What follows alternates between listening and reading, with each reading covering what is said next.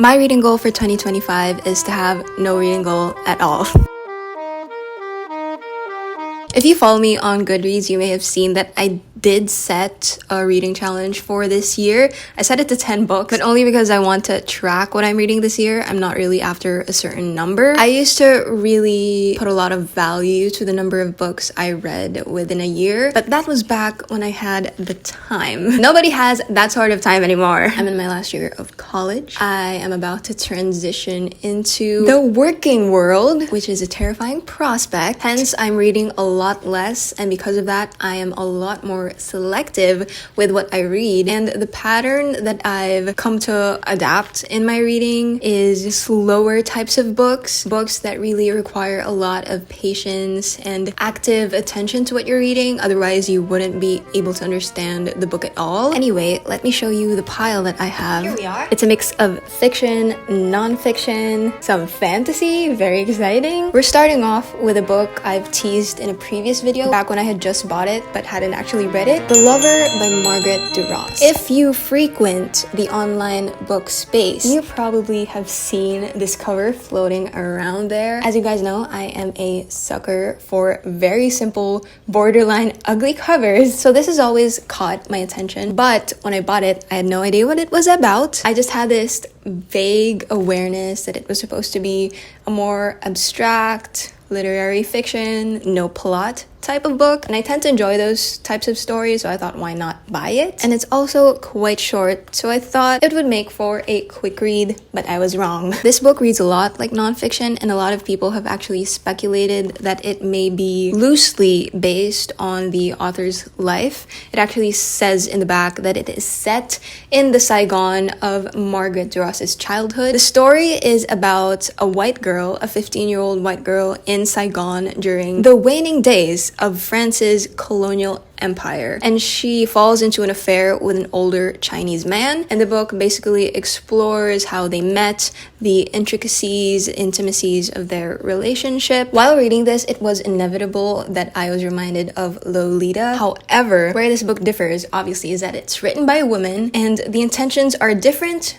but what those intentions are, I was not entirely sure while reading this. Lolita is a very controversial book because of the subject matter. However, Vladimir Nabokov is an excellent writer, and if you take away the misconceptions and the stigmas that have come to surround Lolita, I think you would find that there is a clear intention to the book, which is to portray the monstrosity of Humbert Humbert, to paint him clearly as the villain. But with this book, I found it a little hard to try to grasp what the point of it all was. It certainly is well written, very melancholic, very poignant. I also just love how this is formatted and printed. This is my favorite type of formatting. Makes it really easy to read. After that, I entered my non-fiction era. I read Slouching Towards Bethlehem by Joan Didion. Again, the most gorgeous but simple cover ever. I love looking at this book. This is actually the first Joan Didion book I have ever read. But Slouching Towards Bethlehem is basically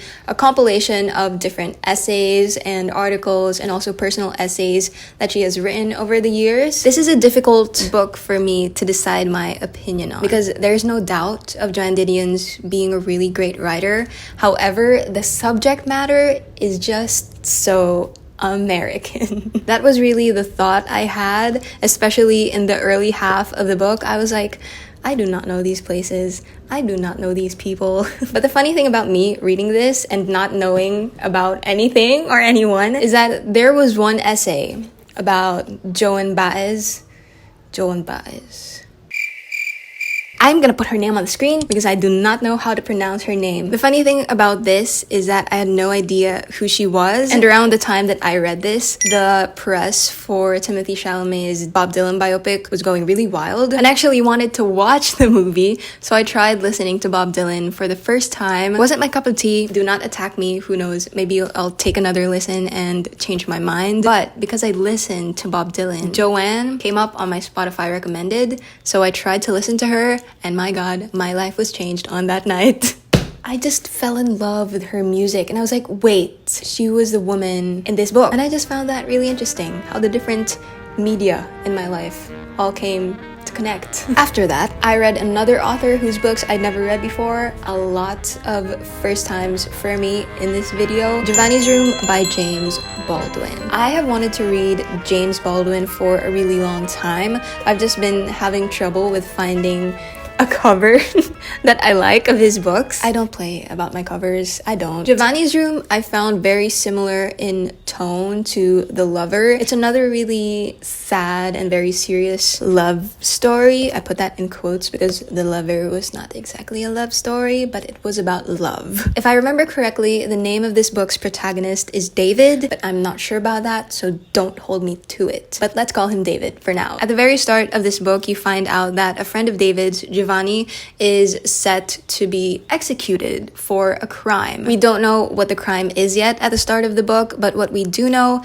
is that David and Giovanni were lovers at one point, and the whole book basically recounts how they met, how their relationship developed, and ultimately how it ended. I've read a lot of queer stories in the past, and they have always been really sad, but I think this is the first one I've read where the protagonist is in denial the whole time. The whole point of Giovanni's Room is basically that David, the main character, rejects his queerness even though it stares him right in the face. His desire is there. He just finds a lot of shame in being queer. And to me, this book is actually a really brilliantly written and well-connected metaphor because David loves Giovanni. He does so openly. However, Giovanni's room, as in the literal place, basically represents everything that David hates about himself. It's a messy, mismanaged, and very small, almost suffocating place. And to me, that represents the way David thinks about queer love. He's closed-minded. He looks at it as filthy. There's one quote in the book that summarizes the whole metaphor or analogy so well, and I love this quote. This is Giovanni talking in the third person. You want to leave Giovanni because he makes you stink. You want to despise Giovanni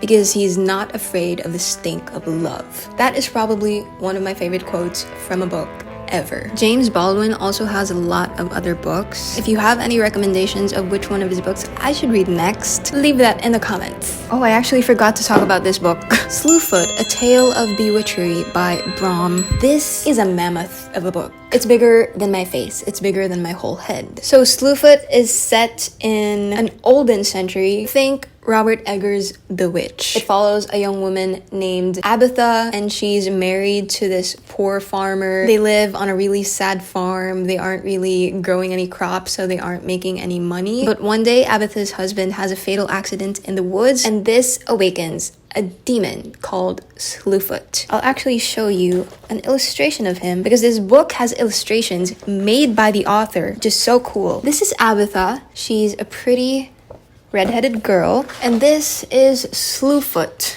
So the whole book is basically a folk tale, very gothic, very vibey, very dark. It's enjoyable in that way, but I did think that it was a little slow moving, and also it was really hard for me to enjoy this book because everybody in it, aside from Miss Abatha, everyone is so annoying, especially the men.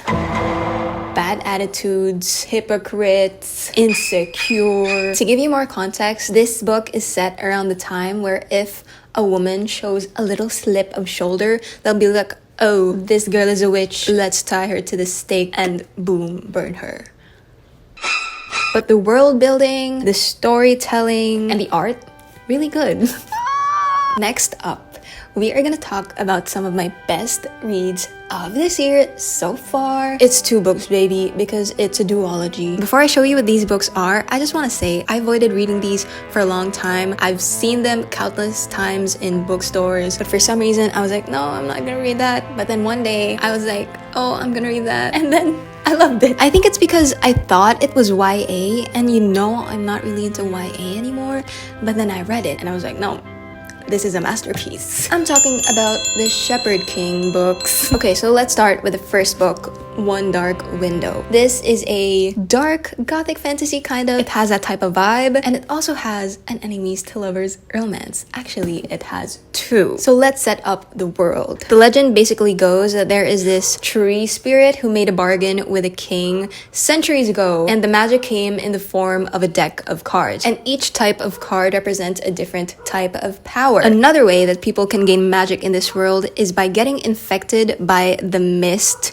that surrounds the kingdom, and the rule goes that everyone who's infected has to be reported to the king, and then our main character is Elspeth, and when she was a little girl she got infected by this mist, and from that she gained a very rare type of power. So they hid it, and they hid it successfully until she's attacked by highwaymen, and one of them just happens to be the king's nephew and general, and she is forced into this whole treasonous plot of stealing a whole deck of cards to find a cure for the infection. Something really crazy happens at the end of this book, so it's continued in this book. And what I find really unique about this duology is that it doesn't solely focus on romance. It delves a lot into the world building, into the history, the myth, the magic, which I loved so much because it made it such an immersive reading experience, but the romance was still there, and it was great and really slow and really tense. So the first book focuses more on the romance between Elspeth and her love interest, Raven, who is the king's general. And in the second book, it gives a lot more attention to Raven's cousin, who is a prince, and to Elspeth's cousin, who has this really ambitious dream of someday becoming queen, so that for once a good person can actually rule the kingdom. And both these romances are enemies to lovers. I love the series so much. One of the most unique romantic fantasies I have ever read. The fact that it's just 2 books makes it so perfect. I feel like if it was a trilogy, like a lot of romantic fantasy series tend to do, it would have ruined the entire plot. The author is also coming out with a new book, which I'm so excited about.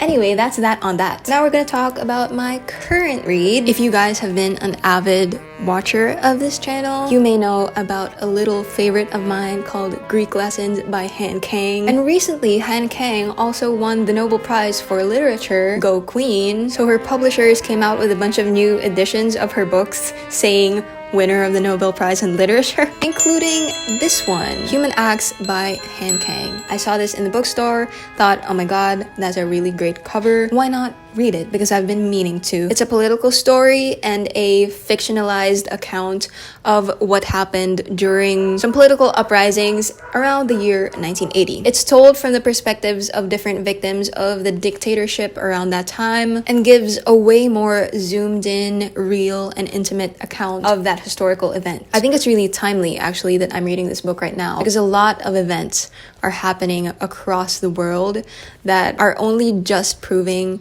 why literature is so important and why it's such a powerful political tool and social tool. The part of the book I am in now touches on literary censorship. I've been thinking about this a lot because I've been watching the news about what's happening in the US, defunding libraries, interfering with education. I've been trying to wrap my head around it all, especially with the discourse that's been happening online about books becoming this status symbol, especially in the online space, which I have a lot to say about, because in a way I do agree that books are kind of becoming an accessory, but also at the same time them becoming an accessory still widens their reach, so I'm not entirely opposed to it. I'm actually also in the middle of writing an essay, trying to connect the dots between all of these things that are happening to try and form my own opinion, because I do think it's a discussion worth having. I don't know, it's just getting me to think that the access I have to books right now, I'm so thankful for it. Anyway, I'll tell you when I get that essay out. My battery is flashing, and I also don't know what else I have to say. Read your books,